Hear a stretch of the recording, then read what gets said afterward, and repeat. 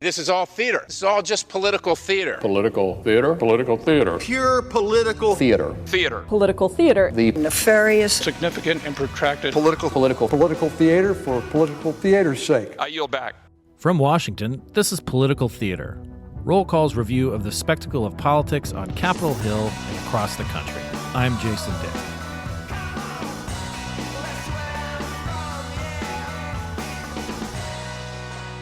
Well, hello from Chicago and the Democratic National Convention. Roll Call and the Political Theater team are on the ground here for all of the fuss. We're about at the halfway point of this confab when folks here are in a groove, slightly fatigued, and firmly ensconced in this pop-up political purgatory.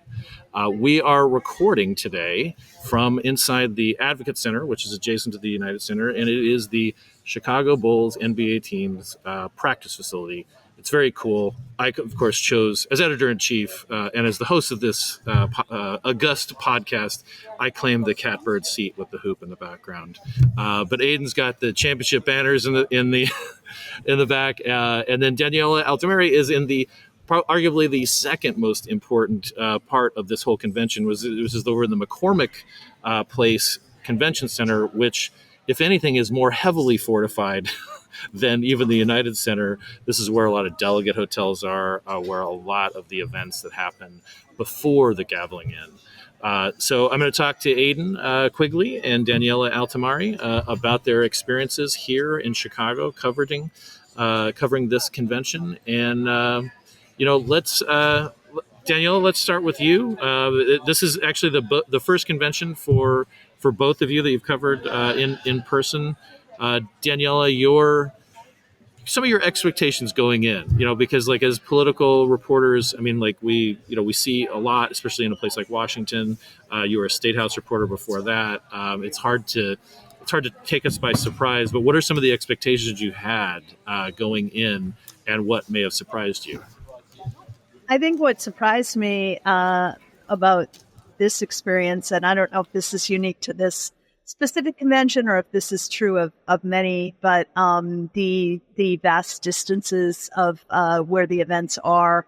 There are things from morning until late in the evening, between the breakfasts that start usually at 7 a.m. at the hotels where the various state delegations are staying.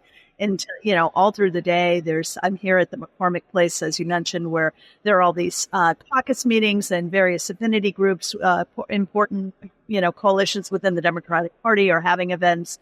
Delegates are walking in and out, it's busy. And then, the main show and then the parties afterwards. So it's a lot. Yeah. More than I thought. Yeah, I was actually at an event earlier today at Manny's Cafeteria and Delicatessen here in Chicago, famous deli, made famous outside of Chicago by David Axelrod, because it's a place where, as he said, he goes to clog his arteries and clear his head.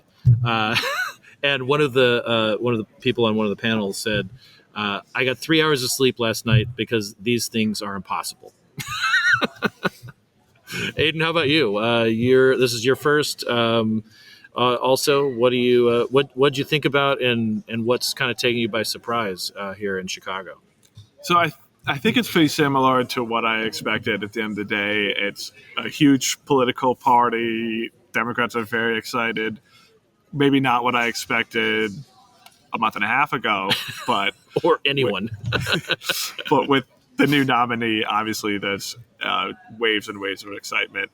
I think the scale of it is hard to put into words until you see it firsthand. There are thousands of delegates and just a wide range of people from across the political world. Yeah, it's the ultimate trade show.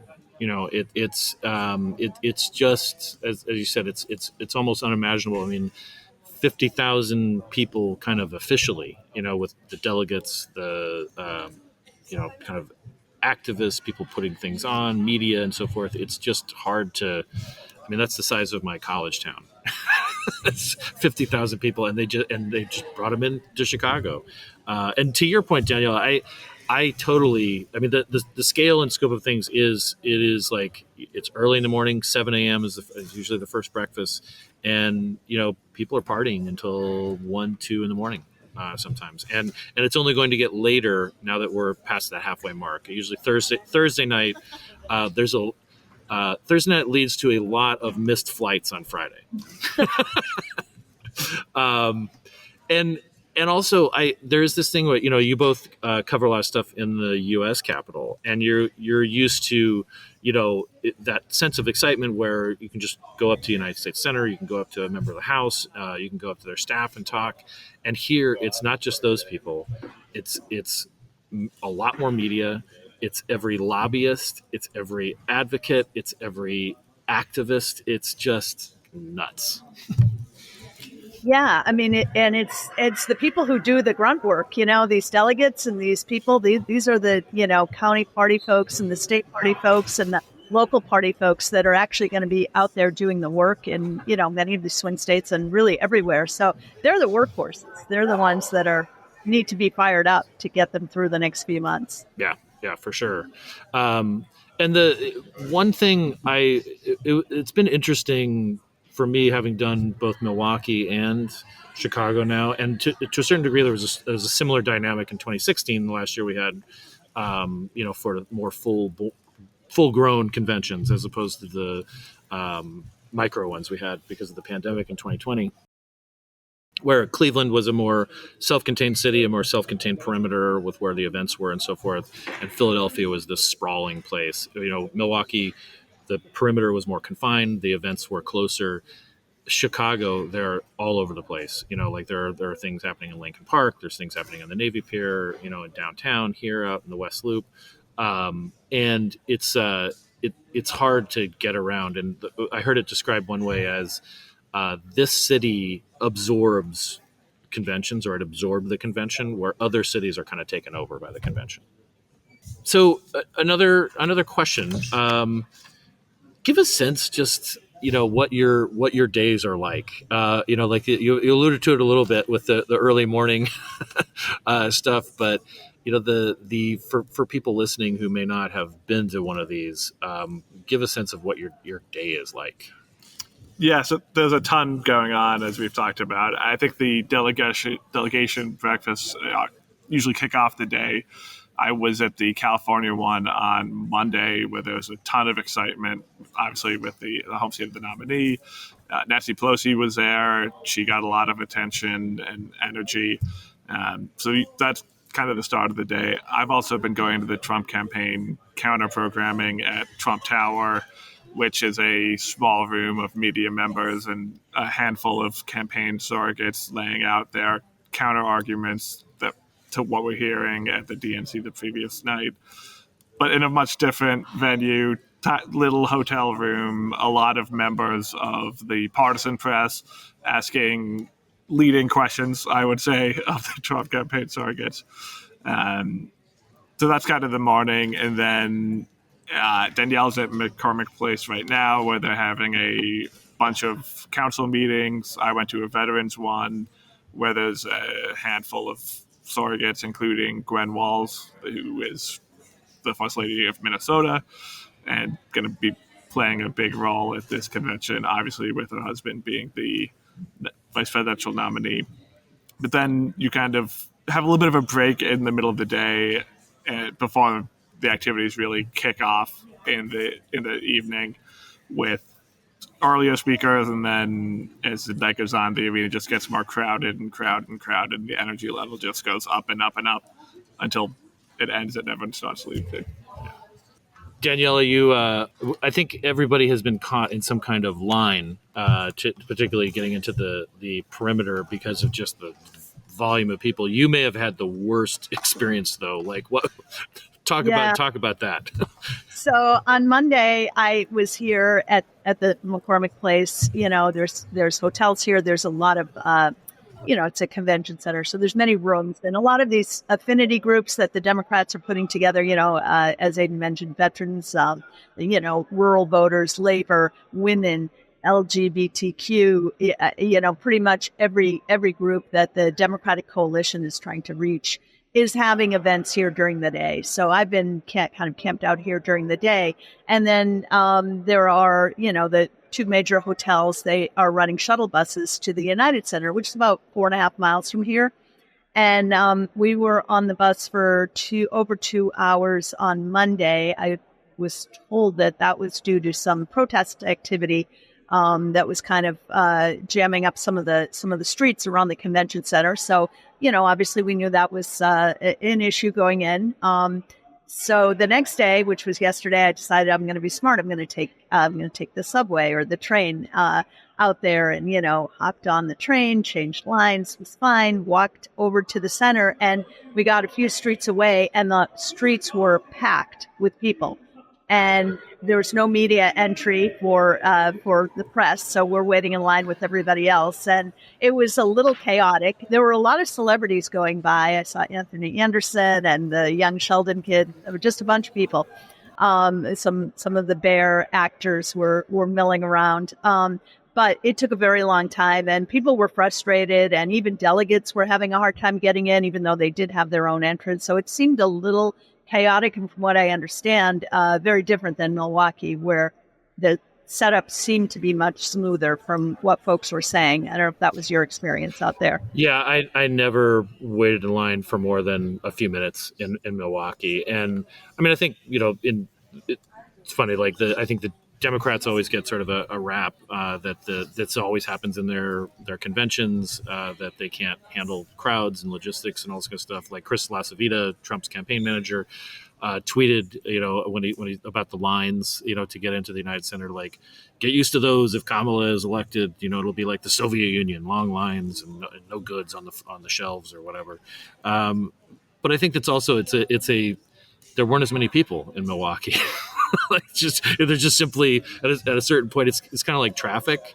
If you live in the Beltway, or you live in New York or LA or places like that, no matter how good the urban planners are about like opening lanes and like traffic flows, if you just have a lot of cars on the road, it's going to be crowded. and I think it's I'm not trying to give the Dems a pass, because it was a pain in the ass to me to be locked into this just tunnel for a while, trying to get into the United Center on Monday. But when you have a lot more people, it's a real challenge to get them in and out of the facility.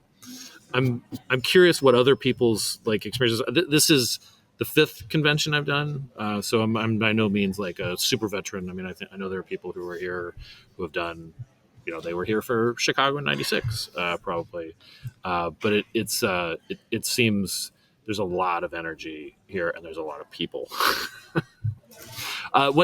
When you're talking about the celebrities too, Danielle, I wanted to pick up on that as well. It's the White House Correspondents' Dinner. That's one of those sort of Hollywood and Washington mashups, if you will. And here it's almost jarring how close you are to some of the celebrities. I mean, I've been to a Drive-By Truckers concert when Jason Isbell was in the Truckers, but I was never that close to him as I was, when I was in our Section 114. He was on the stage singing on Monday, and then during the roll call vote of states last night, Georgia, did not see Lil Jon appearance there coming. So it's there's a lot of star power here that, I mean, not taking anything away from the Hulk Hogans and the Kid Rocks of the world, but there's just more stars here. John Legend is scheduled to perform. It's taken up to another level for sure. So just again, both of you do a lot of reporting in places like the Capitol and so forth, and on the road for campaign coverage. What's something for our listeners? What's something here that you could only have experienced here and seen here as a reporter, as a writer, that you couldn't anywhere else?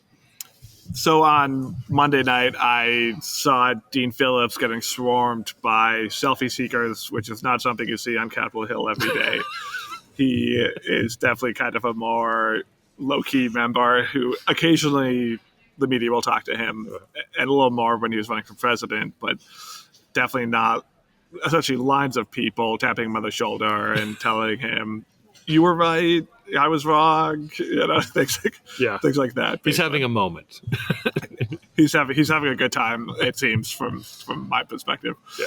But I think you really have to be extremely into politics to be in that convention hall, and there are a lot of political celebrities who are not celebrities to most of America. Some of them are, for sure, but there are a lot of members of Congress who are getting a lot of attention from fans, which is not something you see in the halls of the Capitol. Right. Yeah, and I would just say the sheer critical mass of people. You're seeing people running.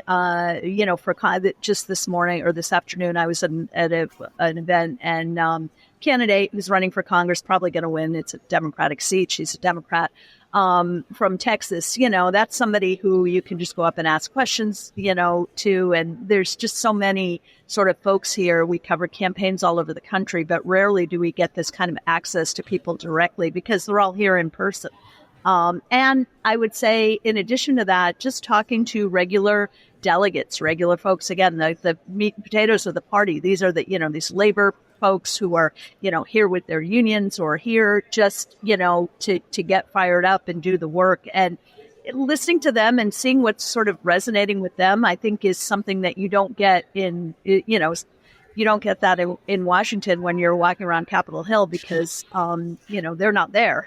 So they're out in their districts or they're out in their communities. So, you sort of see how things are playing with people, with the party base that are, actually the ones that are really important, that are going to either get these folks elected or not. And talking to some of them about President Biden, and his decision, what he made last month, things like that. It was really interesting to sort of get a different perspective than we would get, just by being on the Hill.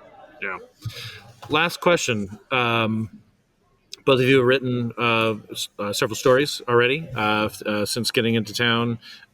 We had a print edition of Roll Call, which was kind of fun to do, because it's being delivered in Chicago, as well as DC. I think everybody got a byline, even me. But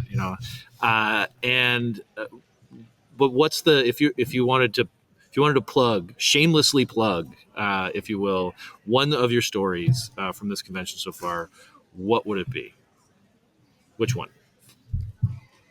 So this is a little wonky, but I wrote one yesterday. Go on. You're on the Budget Tracker podcast more than this one, Aiden. So this is what the people are tuning in when they see your name. They want wonky. Yeah, it's definitely in line with what I write about every day, but a story about but with a campaign flavor of how veteran Democrats want the party to highlight veterans issues more.